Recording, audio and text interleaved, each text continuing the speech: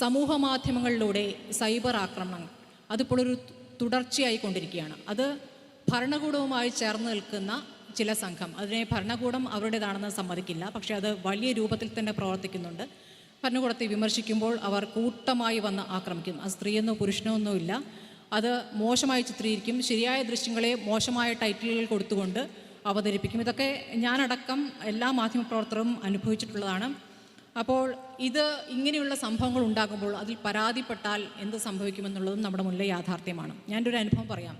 ഞാൻ media വണിൽ join ചെയ്ത സമയത്ത് ഞാനൊരു ഹിന്ദു നാമധാരി ആയതുകൊണ്ട് മീഡിയ വണിൽ വരുമ്പോൾ മുക്കാൽ ചാനൽ എന്നാണ് ആ ചാനലിനെ വിശേഷിപ്പിച്ചത്. മുക്കാൽ ചാനലിൽ സ്മൃതി എത്തി എന്ന് പറഞ്ഞുകൊണ്ട് ഒരു പടം, ആ പടത്തിൽ ഒരു വൃത്തികെട്ട ദൃശ്യം കൂടി ഒരു സൈഡിൽ വെച്ചിരുന്നു. എൻ്റെ പടം വെച്ചതുകൊണ്ട് മാത്രം ഞാൻ കേസിന് പോയി. അത് പടം വയ്ക്കുക മാത്രമല്ല, ഒരു വ്യക്തി റോട്ടിൽ നിന്ന് അസഭ്യം പറയുകയാണ്, ഈ ചാനലിനെതിരെ അസഭ്യം പറഞ്ഞുകൊണ്ട്. അതൊരു ചാനൽ ലേഖകൻ എന്ന നിലയ്ക്കാണ്. ഏത് ചാനലാണ്?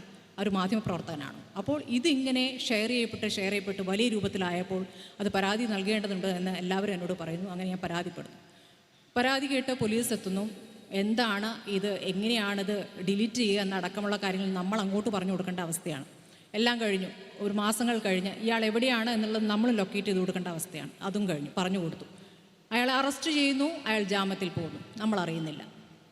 ഇതാണ് ഇവിടുത്തെ പോലീസ് ചെയ്യുന്ന രീതി. ഇതിപ്പോൾ ഞങ്ങളെപ്പോലുള്ള മാധ്യമപ്രവർത്തകരുടെ അവസ്ഥയാണെങ്കിൽ ഈ രൂപത്തിൽ അറ്റാക്ക് ചെയ്യപ്പെടുന്ന ബാക്കിയുള്ളവരുടെ അവസ്ഥ എന്തായിരിക്കും എന്നുള്ള കാര്യമാണ്. ഞങ്ങൾക്ക് എന്തെങ്കിലും കൊമ്പുണ്ടെന്നല്ല ഞാൻ പറയുന്നത്.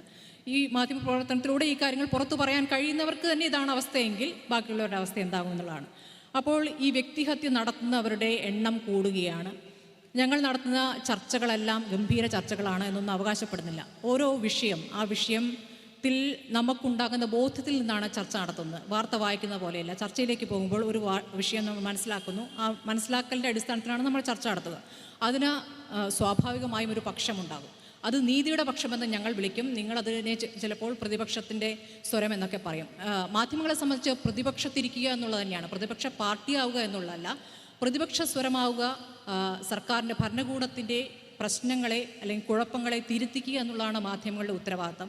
ആ ഉത്തരവാദിത്തം നിറവേറ്റുമ്പോൾ അതിനെ പ്രതിപക്ഷത്തിൻ്റെ ഭാഗമായി പ്രവർത്തിക്കുന്നവർ അല്ലെങ്കിൽ കോൺഗ്രസ്സുകാരി, ലീഗുകാരി എന്നൊക്കെ പറഞ്ഞുകൊണ്ട് ഒരു കളത്തിൽ വെച്ചുകൊണ്ട് നമ്മൾ നിശബ്ദരാക്കാനുള്ള ശ്രമങ്ങൾ ഒരു വശത്ത് നടക്കുന്നുണ്ട്. ഞാനൊരു ഉദാഹരണം പറയുകയാണെങ്കിൽ, ഇന്നലെ ഞങ്ങളുടെ മോർണിംഗ് ഷോയിൽ MM മണി ഞങ്ങളുടെ അതിഥിയായിരുന്നു. MM മണി വളരെ നല്ല ഒരു തൊഴിലാളി വർഗ നേതാവാണ്, ഇടുക്കിയിൽ നിന്നുള്ള നേതാവാണ്. നമുക്കെല്ലാം അറിയുന്നതാണ് അദ്ദേഹത്തിൻ്റെ സംസാര രീതിയുമായി ബന്ധപ്പെട്ട് പക്ഷേ വിരുദ്ധ അഭിപ്രായങ്ങളുണ്ട്.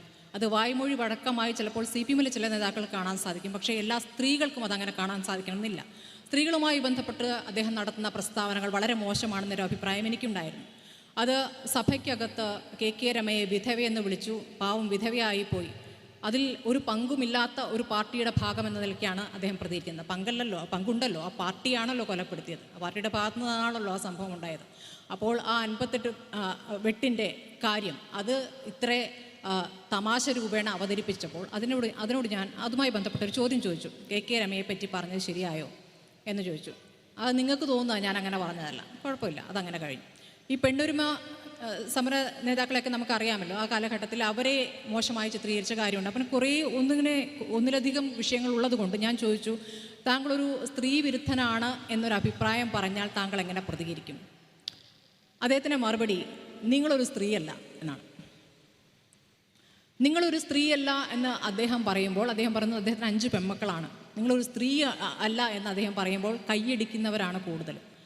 ആ ഭാഗം മാത്രം കട്ട് ചെയ്ത് എനിക്ക് കണക്കിന് കിട്ടി, എൻ്റെ വായടപ്പിച്ചു എന്ന മട്ടിലാണ് അത് പ്രചരിപ്പിക്കുന്നത്. യഥാർത്ഥത്തിൽ എന്താണ് സംഭവിച്ചത്? ആ ഒരു പ്രതികരണത്തിലൂടെ MM മണി എന്ന നേതാവ് സ്ത്രീകളെ എങ്ങനെ കാണുന്നു എന്ന് അദ്ദേഹം വെളിവാക്കുകയാണ് ചെയ്യുന്നത്. അദ്ദേഹം എന്താണെന്ന് വെളിവാക്കുകയാണ് ചെയ്യുന്നത്, അല്ലാതെ എൻ്റെ വായടപ്പിക്കുകയല്ല.